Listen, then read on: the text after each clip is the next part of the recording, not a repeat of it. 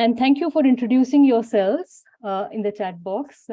I'm very pleased to have you all and welcome to this learning session brought to you by the Coach Mastery Community of Practice of ICF Mumbai Charter Chapter. Allow me to introduce to you the hosting team for this session. We have me, I'm Gayatri Anand. I'm your host for today.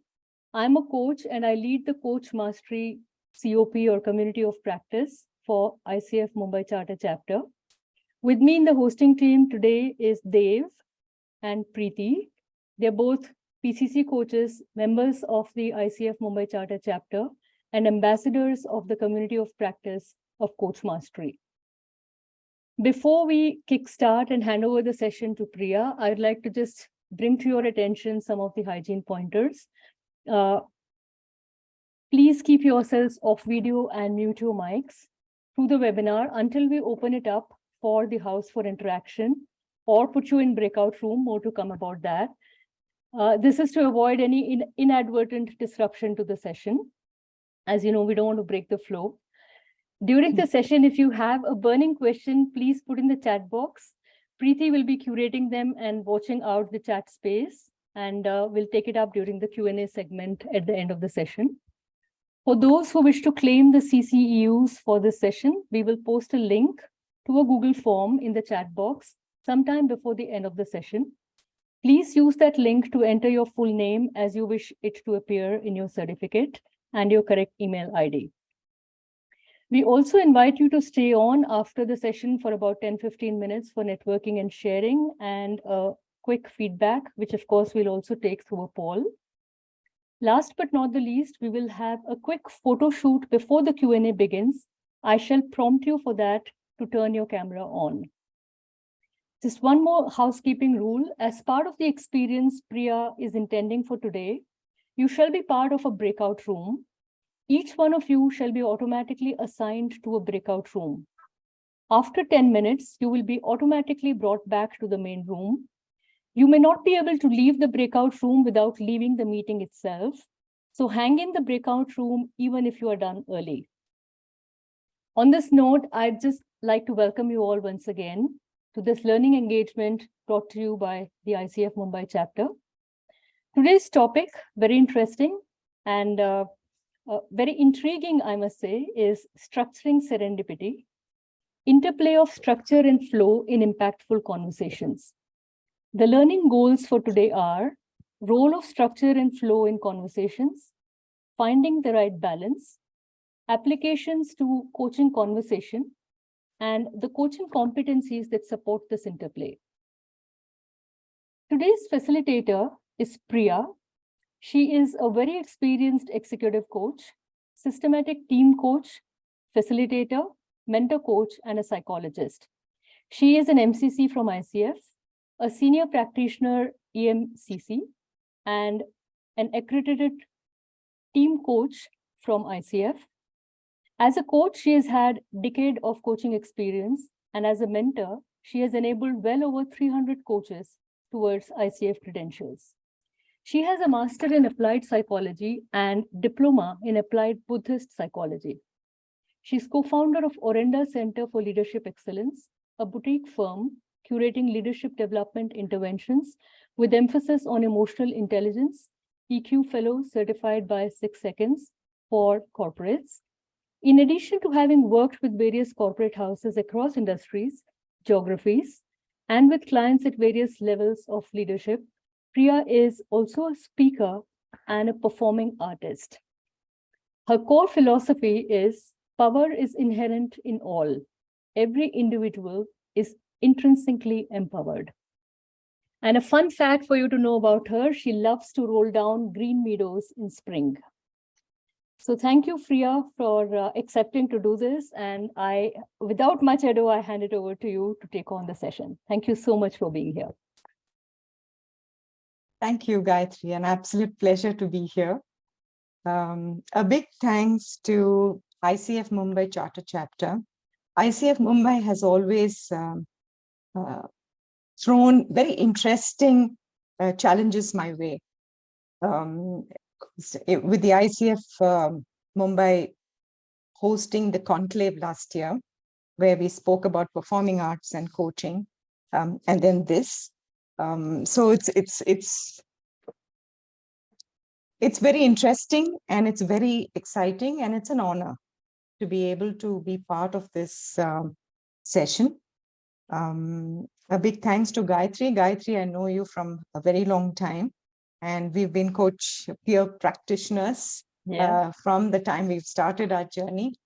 So it's really lovely to be part of this and have you with me, and all the wonderful participants. A lot of familiar faces, which is very, very reassuring. A lot of new faces. I hope to create more connections, and we will all flow today. So, when Gayatri reached out to me and asked about what is it that you would like to, what's the topic that you'd like to speak about? Honestly, this particular topic of structure and flow has been brewing in my mind from a very long time, and starting from the time that I was, started my ACC journey as a learner coach, and now as a mentor coach, I hear the same questions being asked by all the learner coaches as well, and I clearly see this as a topic which is very exciting. I'm not sure if we have a specific answer to that, right? What is the balance? But I'm really engaged today and excited today to be able to co-create something. So I'd invite you to look at the entire session with the lens of structure, flow, serendipity, starting from now till we close the session, and see what you're experiencing. Because just though I have some structure in mind, I'm also ready to flow with all of you. And we hope that some serendipitous insights come our way. Yeah. So thank you for being here in all your, what shall I say, being fully present here, mind, body, and soul, for the next 1.5 hours that we are going to be engaged. So, when I started thinking about this topic, here are a few questions which I'm sure will resonate with you. I'm going to read them out because these are from people I've heard asking me these. In your coaching practice, I'm sure you've reached a sort of a block where you told yourself, I find asking questions very restrictive. Why should I ask them? I went with the flow, not sure if the client was getting anything. I wasn't sure. I was just so in flow with the client. I don't know if they got anything out of it. The client kept talking, and I didn't know how to rein in the conversation. We just went. I stuck to questions and felt that the conversation didn't have any life. These are some of the dilemmas I'm sure all of you face as to what is all this about structure and flow. Yeah. And these are questions that we repeatedly face, and it has very little to do with mastery. It just has a lot to do with awareness. Yeah. So I'm going to share screen now and to take you through a small PowerPoint. I hope you're able to see. Yeah. It's very word, right? These two phrases, structuring serendipity. I'm sure when you hear it itself, you see a pull and a push. How can you structure serendipity? Serendipity is something that just appears. How can you structure this? So as it is, you can see that there is a pull in just how it's placed next to each other. So in today's session, what we're really going to be covering is asking ourselves, right? Structure. The river, the stream, the sea. What makes it so?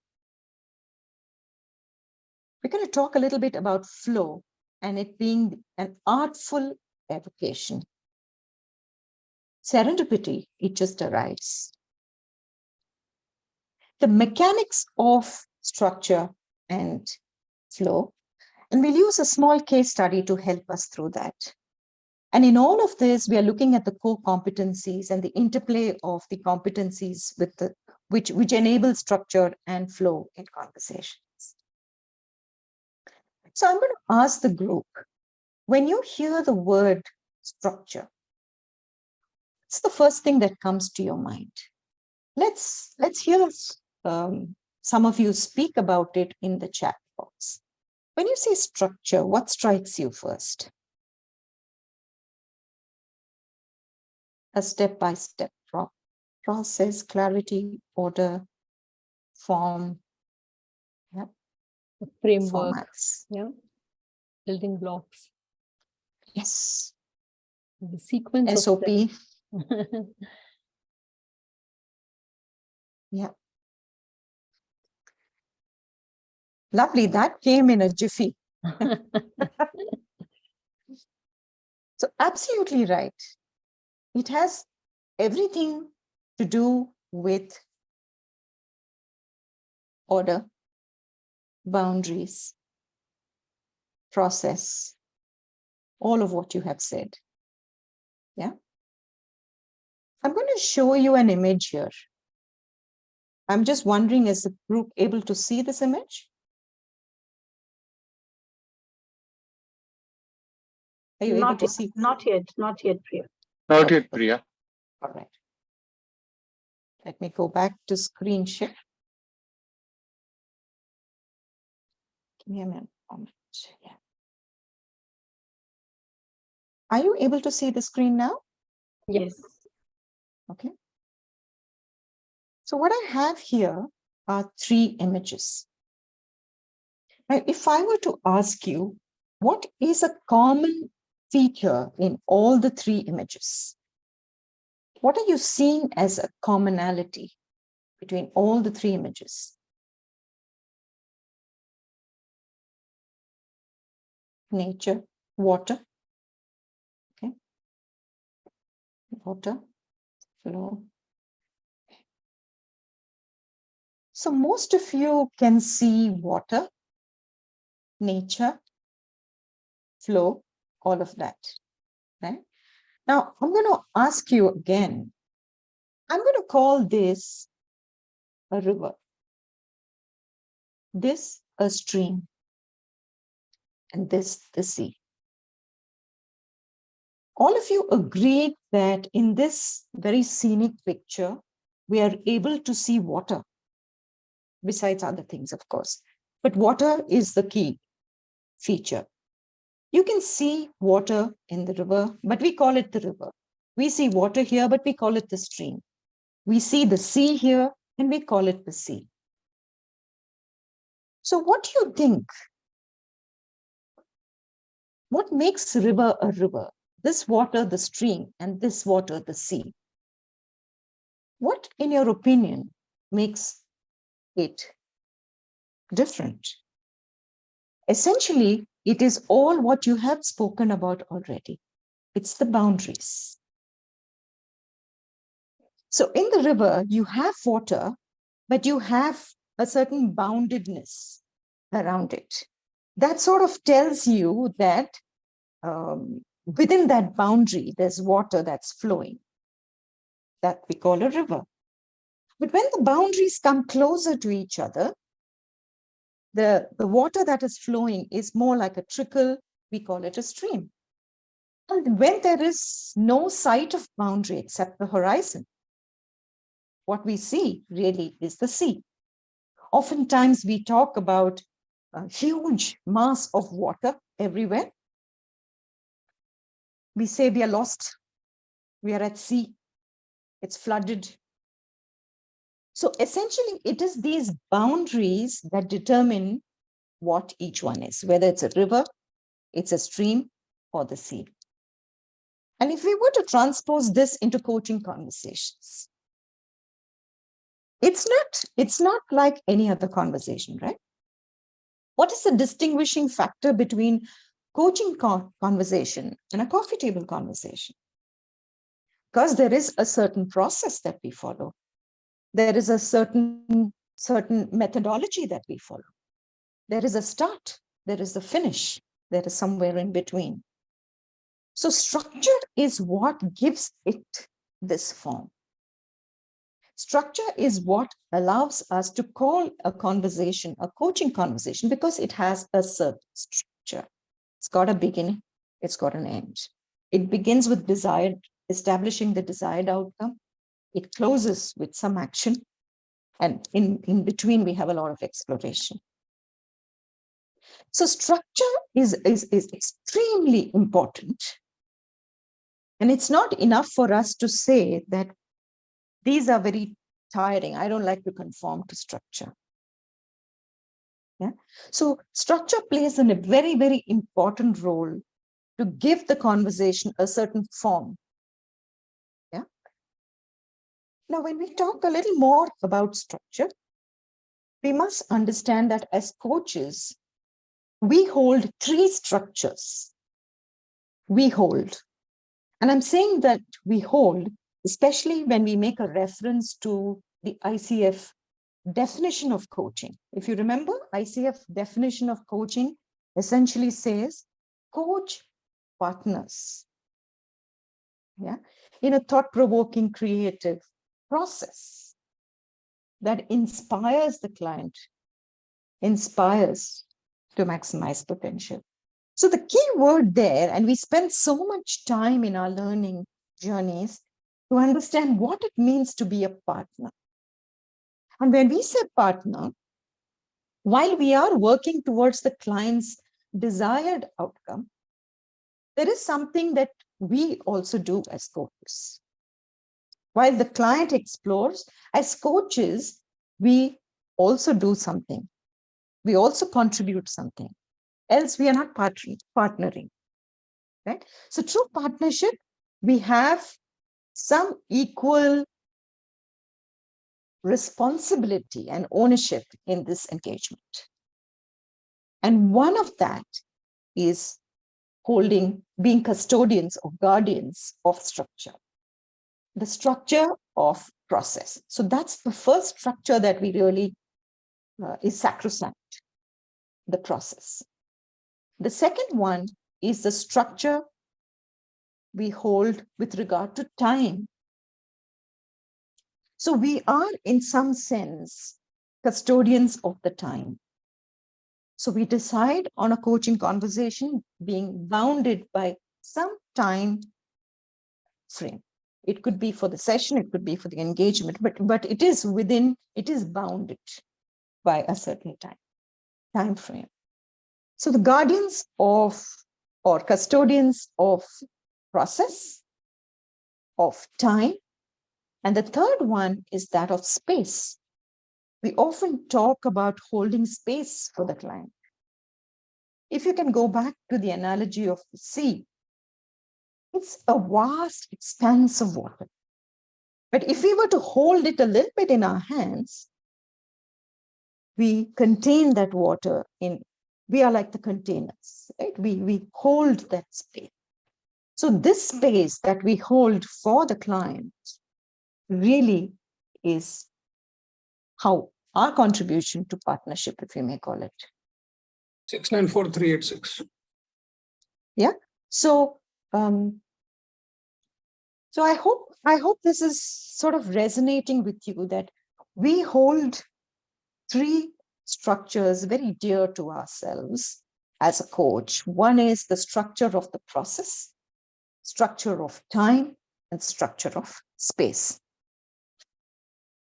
Now, some of us are comfortable with structure, some of us are not.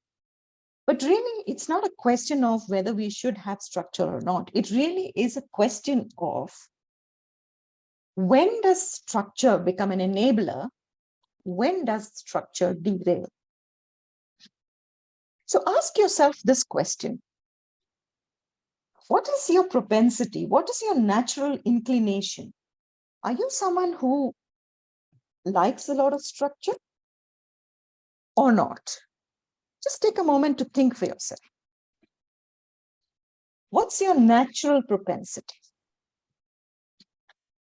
Some of us are comfortable with structure, some of us are not. So when we understand that we are very comfortable with structure and we require structure, then one of the warning signs is to say, how much am I using it or overusing it? What are some of the unintended consequences of overusing structure? And what would that look like in a coaching conversation? It would look like an interrogation. You ask a question, they answer. You ask a question, they answer. Right? So we have to be mindful that we could fall into that trap because our preferred style, our preference is for structure. If our preference is for flow, which means I also have to be mindful of the unintended consequences of flow. And I'm saying unintended because we don't intend it to be that. Our preference is to just go with the flow. And then we struggle to rein in the conversation within the time frame, in how we hold the space, in how we are able to enable the client to get to the desired outcome. Yeah. So it's very important for us to understand where we are operating from. So let's think about when does structure really support a coaching conversation? Do share some thoughts in the chat box. Yes, Debabrita, structure helps the client to stay connected to the goal. Yes. Let's have some more. CC8. Yeah, we'll come to that. Action planning. A good balance of structure, time, space. Structure creates safety. That's interesting. Yeah. Structure provides safety because you have a place to go back to. It's a safety net. Some fabulous answers here. I'm just highlighting what Liz has written. I think when we are not confident, we use structure as a safety net. And that is sometimes required, isn't it? Because this is a professional conversation. It's not a friendly chat. It is the style is conversational, but it's not a friendly chat. We can be friendly, but it's still not a friendly chat. There is a purpose to that conversation, which is for the client to move towards to achieve the desired outcome. So structure is an enabler. And for me personally, it's always helped. And that's why Liz's comment sort of resonated with me, that when I find the client is struggling to articulate and struggling and is just saying more things, and we lose sight of the goal, I always go back to the structure and say, okay, so in all that what you have said, what is it that you wish to achieve? So structure plays another very important role. And if I were to relate it to core competencies, again, I'm going back to number 3. It's an anchor. And there are 3 such anchors for us as coaches. The first anchor is anybody's guess. It is the core competency 3. The competency around identifying and reconfirming what the client wants to achieve in the session. And you all know that if we don't have any visibility or clarity to what that is, we are not able to hold space efficiently, effectively for the client. Because what is that space? We don't know. So the first anchor is that of CC3, which is coaching agreement. The second anchor for us, using structure and structure process, is when we invite the client to share their awareness or learning or shifts. That's a very important anchor in the conversation. Because you can say a lot of things, you can share a lot of things, you can have a very meaningful conversation, but as a coach, if we have to make an impact, or it has to be impactful, not for us to make an impact, but if it has to be impactful for the client, the second most important anchor is that of inviting awareness. So what is changing for you? The third anchor is what Harish had said, CC8, the action planning. You can have a fantastic conversation, great awareness, but if you don't have an anchor about what the client's going to do post the session, all that learning, all that awareness, and where the client's feeling energized may just dissipate. So this, I feel, is 3 anchors which structure the process offers us. So here's the invitation to all of you to trust the process. Trust the process and hold this structure. The most important part of this really is embed the structure. And the only way to embed it is through practice. There's just no way, no other way around it. Remember when we started learning to write? If you have little children at home, you probably will remember too. We learned alphabets as standing lines, sleeping line, curved lines, right? Slanting lines. And we practiced and we practiced and we practiced until we were able to form words. And when we form the words, we are able to create sentences. And when we create sentences, or we have the ability or the capacity to build sentences, and we are comfortable with the words, we're able to write poetry. So here's a very powerful place that we are all in, where it's not enough that we just understand the structure. It's really important for us to embed it. I'm going to just take a step back here, and I'm going to ask you to reflect. Yeah, your own reflection, just a minute to say, what is it about structure that you are now becoming aware of? You may write it either on chat or write it for your own journaling someplace. Just spend that second thinking about what we just spoke about, structure being an enabler.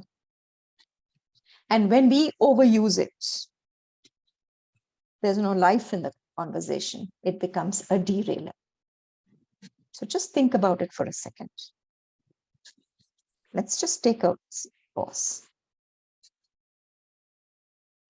Absolutely, Priya. Do you want me to read it out for you, Priya? Yeah, some of them, yeah. Yeah, yes. So I'm just reading a few comments that have come up. Structure is like skeleton for flesh to form. It keeps me focused. Sounds like pillars. And overuse can block the visibility in space. Structure enables us to create a rhythm. Just like yoga, regulated breathing helps in managing stress and balance. It's something which can be anchored with flow, a combination. Its role as an anchor is reinforced. It helps in remaining focused again. That structure is necessary. I'm a flow person and have learned over the years the importance of structure. The metaphor that comes to me is like holding a baby. It's there for safety and for baby to move, but not so tight that the baby tries to wiggle out or feel suffocated. Being aware of the purpose of structure helps in optimizing its use. It can be a safer place, but we can spend too much time doing it and miss higher order thinking that comes from free flow. Thank you. References to yoga. Lovely thoughts, right? Lovely thoughts. And there are many, many more coming in, you know. So I'm just going to invite Gayatri or Dev here to put on chat the core competency model that from ICF, right? It'll be on your chat as a document. Either you can download it or just keep it ready, handy with you as we go along. Sorry? What we are going to do is we need to have a paper, a sheet, in which you are going to draw a big square. Sorry, I think somebody needs to go on mute. So this is a Yeah, I big think square. there's somebody who is Dave, can you not put on mute. people on mute, please? Right. So I'm assuming the core competency is available. You're able to either download it or you have it on somewhere. Yes. Take a quick look at the core competency model and check in. What do you see in the competency model as something that offers structure in a conversation?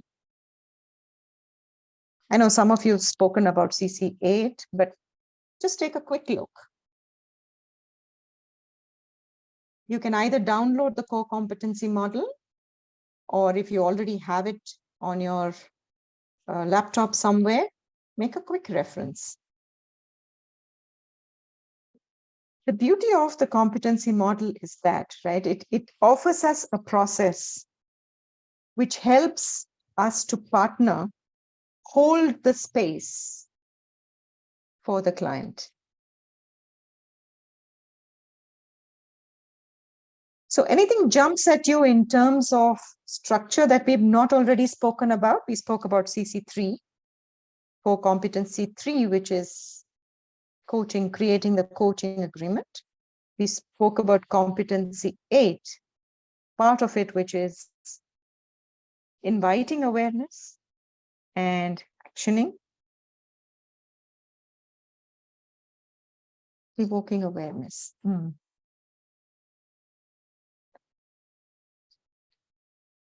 Right.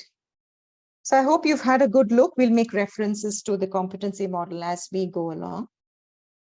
Yes, Gayatri, evoking awareness also has a structure. And that's the second anchor that I was referring to, which is it holds the conversation. It reins in the conversation. It gives power to the conversation, making it impactful. Yeah, because awareness is present. But what the coach does is evoke it, which is deliberately, consciously invite it. And that anchors the conversation in a place where the client is able to step back and say, okay, what in all that I have said, what is shifting for me with regard to where we started? Wonderful.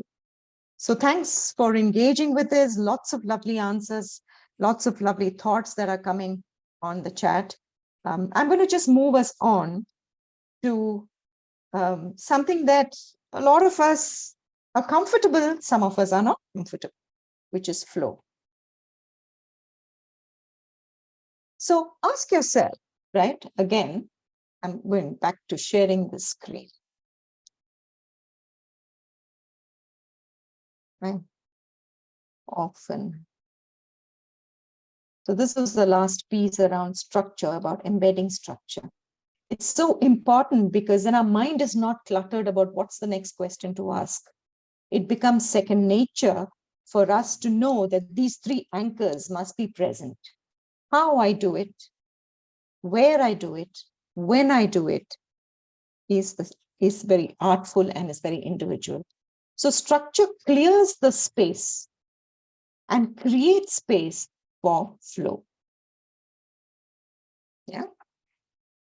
So I'm just going to move us on to flow. Again, when you talk about flow, Priya, what if are you some can of... full screen the entire presentation? I will. Yeah. Yes. Thank you. So when you hear the word, oops, sorry. Yeah. Here we go. Yeah. So when you hear the word flow, what are some of the things that come to mind?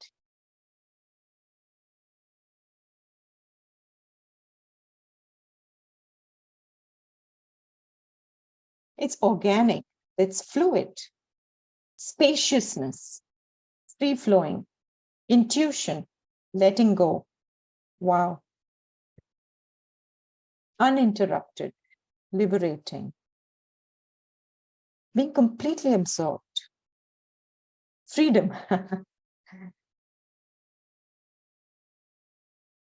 Right. Moving seamlessly. Absolutely.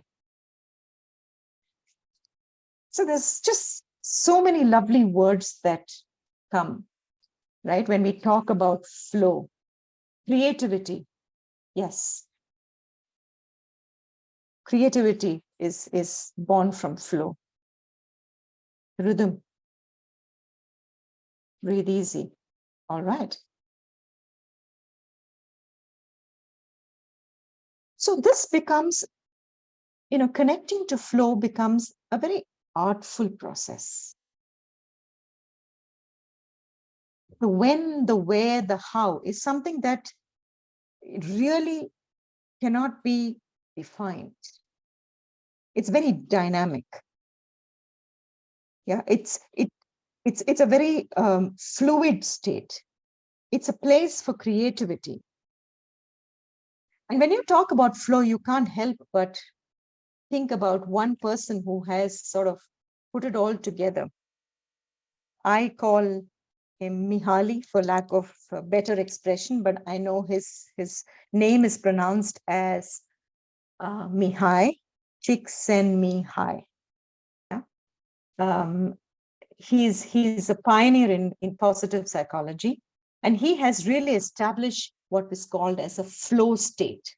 Interestingly, the flow state is not a state which is unbounded. A flow state is a state of peak performance, of peak excellence. So when we talk about excellence and performance, there is a very high level of capability and skill. So it's a balance between high level of skill with sufficient amount of challenge. That's when you're in a state of flow. So I want us to re-look at the word flow and not look at it as something that is just left free, that is unbounded. A flow state can occur only when you are in that high level of excellence, peak performance. And who better, this is what he says in his book, Creating Flow. The best moments in our lives are not the passive, receptive, relaxing times. The best moments usually occur if a person's body or mind is stretched to its limit in a voluntary effort to accomplish something that's difficult and worthwhile. I'm just going to stop share here. So a state of flow as a coach is a state where we have embedded the structure that we no longer have to think about, oh, what do I need to ask next? Oh, how do I take it to the next level? It becomes an unconscious competence. So once the structure is embedded, we are able to build the capacity to allow for exploration. And this exploration can be in the space of, it's not defined, right? So it could be in the space of uncertainty, the unknown, the vulnerable, the deep, layer by layer. We don't know where it's going, but we are capable, we are skilled, that we are able to go into these spaces. And from that space where we are challenged as well as high level of skill is where our creativity really comes forth. Then we are in a state of flow. So we need to be able to find flow in a conversation. We really need to embed structure, because the flow is not outside of structure. Flow lies within the structure. Just like in the river, sea, and stream, right? The boundaries that hold the space, it allows the water to still tell its own story. the water flows, but it's within. And when there is a rock or a bump along the way, the water finds its way around it. If there is a dip in the terrain, the water flows down. It just goes with the terrain. There is something that holds it.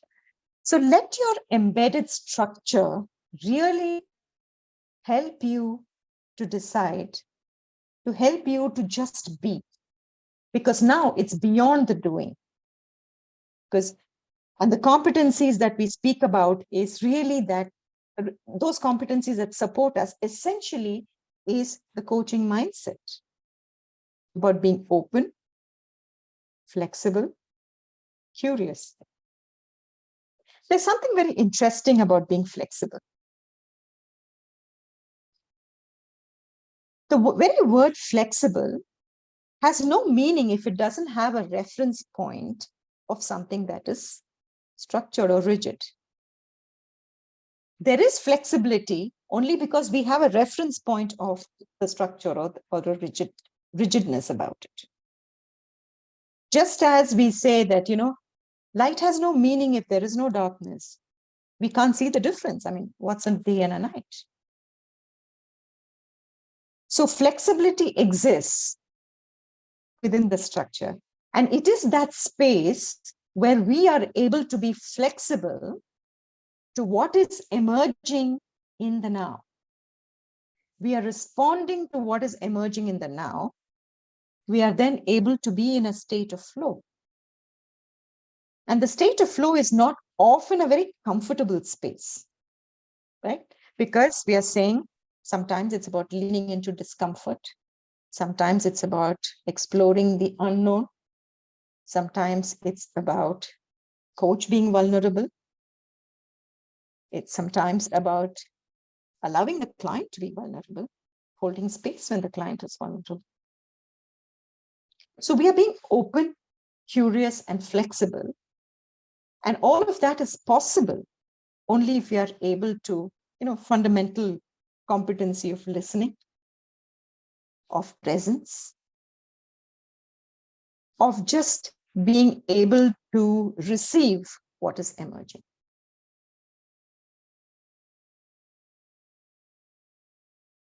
Authentic spontaneity. That moment of spontaneity comes because we are able to fully be present here, because our mind is not taken away by saying, what's the next question I need to ask? Because we have gone beyond that. It's not either or, it's an and. Yes, bungee jumping, we're really jumping in with the clients, right? Yeah, elastic, that's an interesting metaphor. If too elastic, it means it's broken, it's not working. So stretch. It's important to stretch the client. It's important to stretch yourself as a coach in your practice.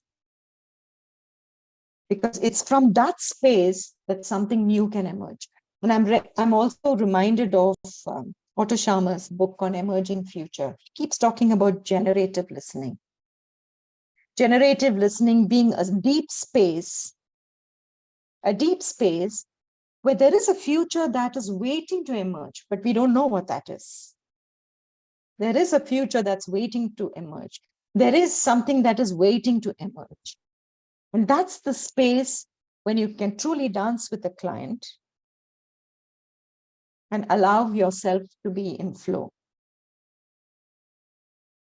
So remember that if this is our preferred style, sometimes the unintended consequences is that we are not able to rein in the conversation.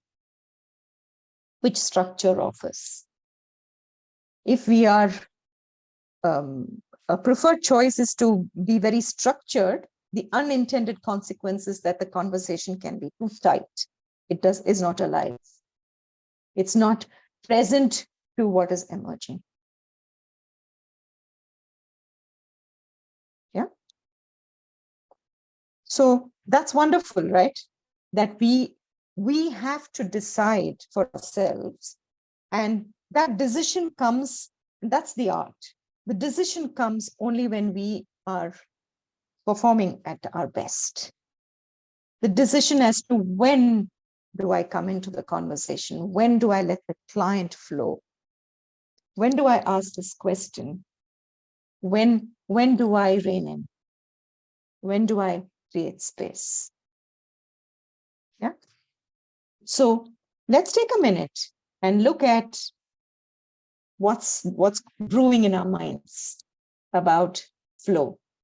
So there's structure, there's flow. What is brewing in our minds? Just take a minute to capture your thoughts. Flow, I'm just responding to what Lynette has said. It's an interesting perspective. When structure is embedded, when I say structure, I mean a couple of these anchors, right? Once we know for sure that we have to identify and reconfirm the desired outcome, we know that we have to take the client to an actioning phase. When we know that we've got to invite the awareness, if this basic structure is there, how we do it, when we do it, is really the flow of it. So it's the flow really comes when our mind, like I said, the structure clears the space. Priya, Yeah. might it be the right moment to kind of get into the case study so people experience it for themselves? Absolutely. So we will go into the case study.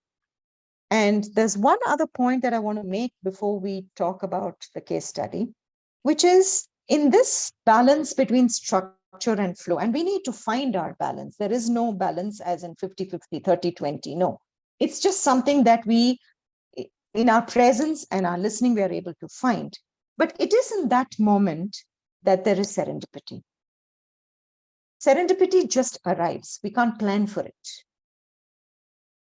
And some of the things, important things that help the serendipity are a couple of things. One, where we are able to clear the clutter and listen to our intuition.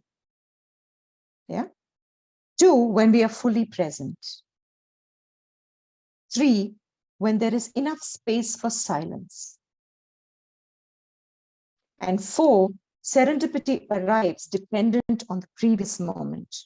So when all or many things come into place and is in alignment, something emerges, something shifts. There's some moment there. That's serendipity. Yeah. So what we are going to do here now is get into a breakout room, and we have a case study that is being shared on the chat box. Please download it. It's a very, very simplistic case study. I've just simplified just for us to get a sense of what it is. And this is from a real client coach conversation that I've had, where I've been the coach and the client is my own client here. And I've just sort of used only very little of it. One, to protect the confidentiality. Two, for us just to get a sense of it. The whole conversation is not available. Please read it and discuss in your breakout rooms. What are the moments you see where structure is in the forefront? What are the moments you see flow is in the forefront? When, if at all, you see moments of serendipity. When you come back, we'll hear a few voices around this. I hope the ask is clear. Priya, there are some written over here. Could you please repeat those 4 helpers to serendipity? One is intuition. 2 is silence. 3 is presence. 4 is what we call as dependent origination, which is the previous moment and how things align. Hope that helps. I'm also seeing some chat where you're not able to see the case study. I hope you have been able to. No, we've launched it. I don't know if you could just scroll up. It's already been there. A few comments above. Okay. It's coming here again. So can we have the breakout room, and we'll spend just maybe 10 minutes in the breakout room so we can get some time for questions and answers and some sharing of this.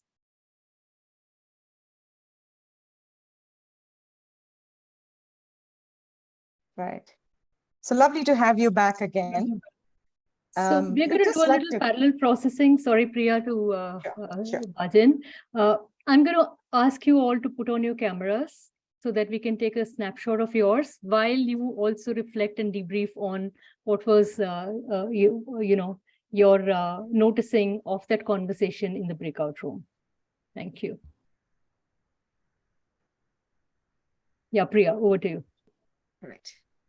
So let's just hear one or two voices. It is a very simple case study. I mean, it's not complicated, right? So let's just hear from two voices as to what you notice. And I'm just going to pick the names because for want of time, and I'm going with the person I'm seeing on my screen first. And I see Sudha there. Sudha, you want to just jump in and speak for your group? What did your team really look at?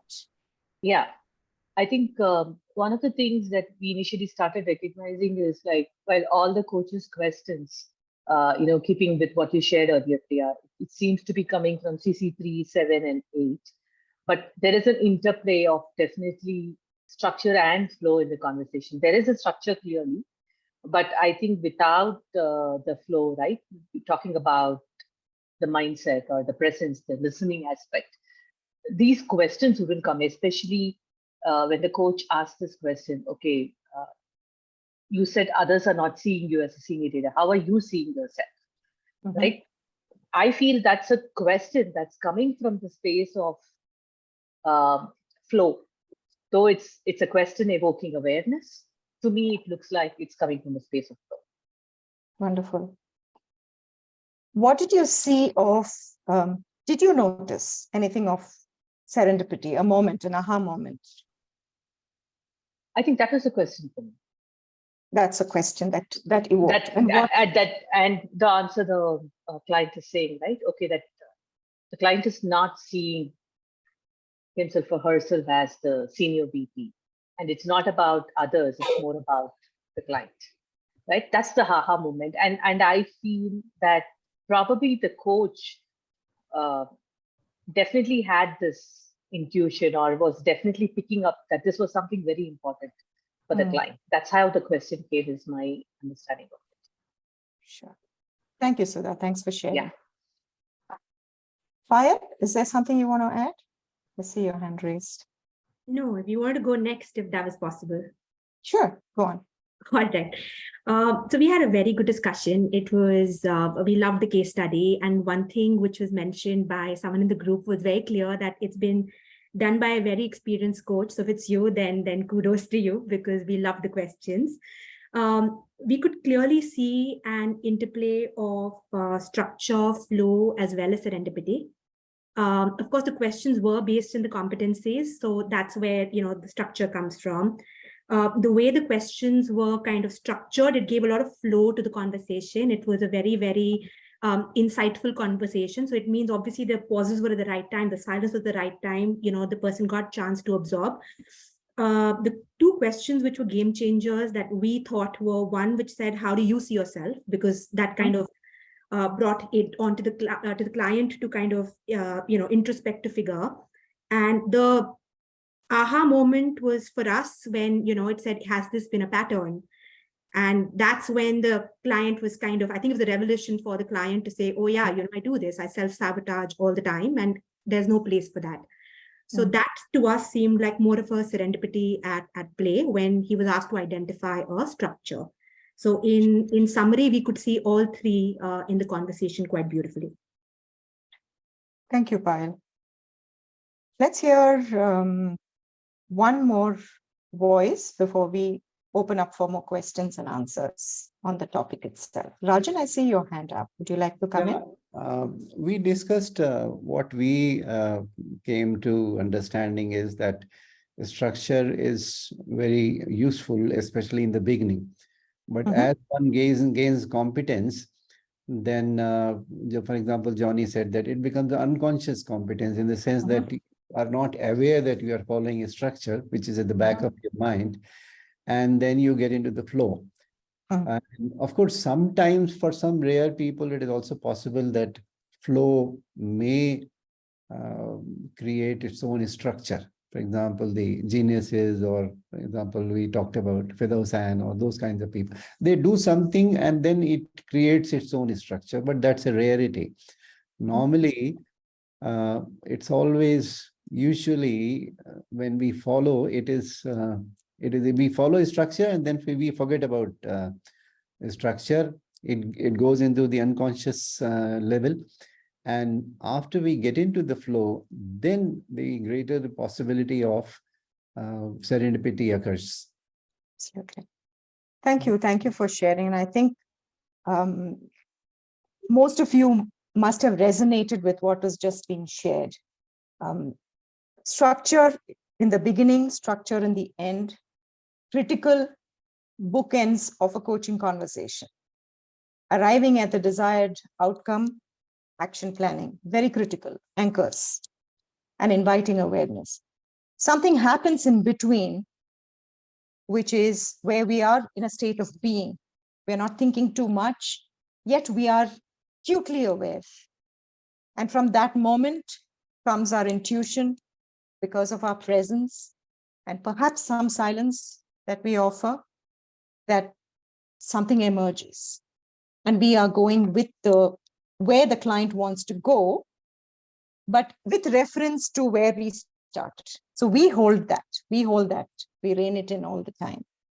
Kyati, I'm sorry you were not assigned to any room, and I know you've been waiting for quite some time. Very sorry about that. The case study is still with you. We can talk about it later if you like. So what I want to offer the group is really this. Let's not disregard structure. Let us evoke flow from being able to connect to ourselves. So trust the process, trust yourself. That's the space from where flow emerges. And the balance, the question of balance, it's dynamic balance. Session to session, coach to client, moment to moment. And if all of it can be put in a box as a template, then we're not dealing with human beings. Whenever we are dealing with human beings, there's always going to be this dynamic nature of our conversation. Yeah. And the proportion of it is really coming from your space, from your own intuition. And don't worry too much about the aha and the serendipity. It will arrive on its own. We just create the environment for it to arrive. And mind you, sometimes it's possible that all conversations the client doesn't come back and say, oh, I had an aha. That's okay too. Because for sure, something would shift from that conversation. Something would shift. Thank you, Priya. Thank you for giving a very different perspective to the competencies, in the construct of structure and flow. Before we take up more questions, I would want Dev to, put up the feedback poll. We are about 10 minutes more to the time that we had allocated here. So we can carry on our. Sorry, are you sharing a screen? I don't know if I lost a connection in between. I did share the screen and I hope you were able to see that. Yeah. Everybody else, yeah. So think about this intersection of structure and flow. To create space, right? This intersection of structure and flow creates a space for moments of serendipity through your practice. So ask yourself, who do you need to be? What do you need to do for this to show up more in your coaching conversations? Yeah, I'm going to just leave that thought with you and open up the forum for any questions you may have. Yes, Lamont, I see your hand up. And before we take that, for all of you who are wishing to claim your CCEUs, Dave is going to just put it up on the chat box. It's a Google form. Please do fill that up and you will have your CCUs come to you within 5 days. Thank you. Please carry on. Thank you. So the first one was, who do I need to be? And what was the second one? What do I need to do? Thank you. So does this session bring up any questions for you?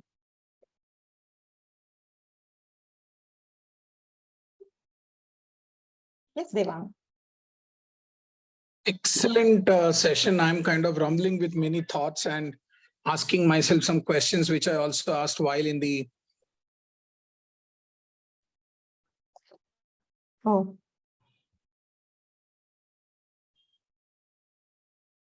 Sorry, Devang, we are not able to hear you. Yeah. So in the interest of the time, I'm just going to move on and have, if there's anyone else with a question or a reflection, Avinash? Yeah, my question is, I've very clearly understood the structure and the serendipitous moments that can flow through, etc. Flow is something which I would like to wrap my head around a little more. So if you could Okay. just spend some time and use it in terms of like that case study example, for instance, where you ask the question, where do you see structure coming to the forefront? Where do you see flow coming to the forefront? So if you could share where flow comes to the forefront, that will help. Thank you so much. Yeah. And I think I'll dip into what Sudha shared, right? The moment when this is a real situation, it's a real client, and I work with this client. I didn't plan to ask this question, right? So there's no structure around it. It just so happened that he kept talking about other people. He kept talking about how others are seeing him. And so it wasn't that moment that this question popped up for me as to how is he seeing himself? And that for me was a state, coming from a state of flow. And if you are seeing this, where else are you seeing this?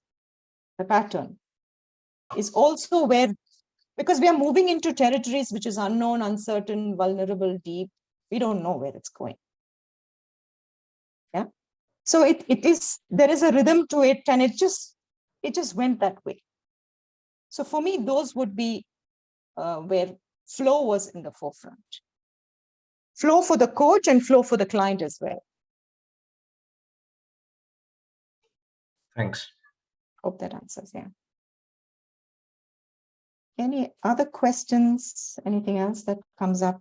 Devang was thrown out. He's come in again. Maybe he's again, I think. I'm sorry for the inconvenience. I just went off. So I'm rambling with one or two thoughts, may not be questions, and I don't seek a solution, but I'm asking them myself. Right. And in the process, I may achieve. So because, yeah. So from, and it comes, the reference comes from the case study. Is it by nomenclature or is it by structure that opening and closing needs undercodes a structure, and then the flow / serendipity is left to happen? Cognizance of the fact that the coach realizes a point, I don't know what point to call it, inflection or whatever, where the client is in that state where that twist or changing the degree or nature of the question intuitively has to happen, and that shift from going from a structure, competency, question flow to that question. And my limited experience has suggested maybe one or two questions in the flow state are enough in comparison to getting results. So the summary I'm asking is, and we dwelt with it in our groups also, was that does structure create flow in any manner? That is what we were. Yeah. So, so because, and do we wait for it or we cause it as coaches? Because I mean, there's no switch on, switch off available to go from structure to flow back to structure. Yeah. Time has always been an issue, 1 hour, 1.5 hour. Payment is as per that. I mean, and it puts some sort of a pressure to be in a structure, and flow makes it pressureless, but the results do come after a structure has created a foundation, has been my limited experience in my PCC coaching. So I just want your thoughts. I don't want a solution, although, but sorry for the lengthy question, but yeah. Thank you. Thanks for the question. I think we can't force flow. It's not possible. We can only create space where we can be flowing with the client. And that's possible only if we have created space for our own silence, our own going deep, our own connection with ourselves, for the intuition, for being present with listening. And there's a trust that's created. So it's never Okay, 20 minutes done, we are moving into a flow state. Last 20 minutes, we're moving back to structure state. It's never that way. The minute we start looking at it like that and create a structure around that, that can be quite a derailer for you. So there are moments where you let yourself be. There are moments where we have to do, right? And it's just an interplay of the two. And it's a skill to be mastered. And that's why the emphasis on practice. So even within the structure of competency 3, we can find flow. You don't have to ask those questions in the same way. You don't have to use the same words. You can allow it to flow. But the fact remains that we hold the structure. We can be artful about how we ask those questions, but we can't forget those questions because it gives direction to the conversation. Yeah, so structure does not lie in specific questions. Structure lies in how we hold the entire framework. And we've got to trust the process and ourselves to be able to do that. Yeah. Amazing. So, Amazing. Thank you so much. I mean, yeah, there's a lot of relief. So you coached me indirectly, actually. This is the power of MCC coaching. Thank you so much. Thank you, ICF Mumbai. Thank you for everything. Super. Thank you. I got Thank you, everybody, to be here. Thank you so much. And thank you for posing for the photograph. You can see yourselves on the social media very soon on this post.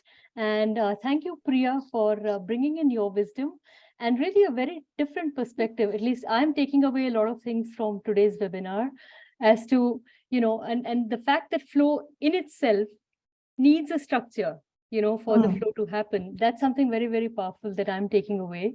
And of course, as you made us reflect on our own preferences, and do we underuse something? Do we overuse something? And therefore, do we need to kind of recreate that balance for ourselves? Has also been a powerful takeaway for me. And thank you all of you for joining in. I hope you've got the CCU link, and I hope you have responded to the poll. If not, it's still on. You could do that. And hope to see you soon on the next webinar that's coming up in the next month for us.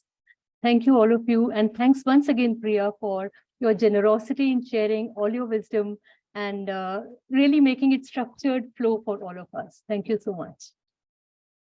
Thank you, ICF Mumbai. This topic is very close to my heart, and I'm not finished exploring. All I'm hoping is that I have sort of triggered some thoughts for you to find your own paths and answers, and triggered your thoughts on this. We've had our own battles of structure and flow in this. We've had Gayatri come in and say, hey, time for breakout rooms, or we will just keep going on. And we are one minute into closing, and we've had the, somebody message saying, okay, time to wrap up. Yeah. Else, we just go on and on. Right? So the one thing that I want to leave you all with is to really look at, in this session itself, how did structure and flow play out? How was the interplay? And what are you taking away? So I know we don't have time for you to put it on chat, but do feel free to put it on the ICF Mumbai chapter page, what your thoughts are, what your takeaways are, because this is a co-created space. And I just know as much as I only know. There's just so much more to know. Yeah. Thank you all for being here. And thank you, ICF Mumbai chapter, once again. It's been Thank a you, pleasure. Priya. And this recording will be put up on the ICF Mumbai YouTube channel. So you could come in with your comments and we invite you to subscribe to that, to be party to all that's happening at the ICF Mumbai Charter chapter. Thank you all for being here. Thank you. Thank you so much. Thank you.